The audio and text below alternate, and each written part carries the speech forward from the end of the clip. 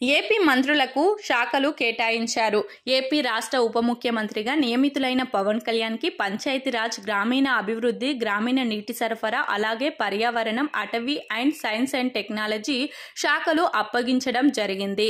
ఈ క్రమంలో పవన్ కళ్యాణ్కి డిప్యూటీ సీఎంతో పాటు పలు శాఖలు రావడంతో టాలీవుడ్ నటుడు మంచు మనోజ్ సోషల్ మీడియాలో సంచలన పోస్టు చేశారు.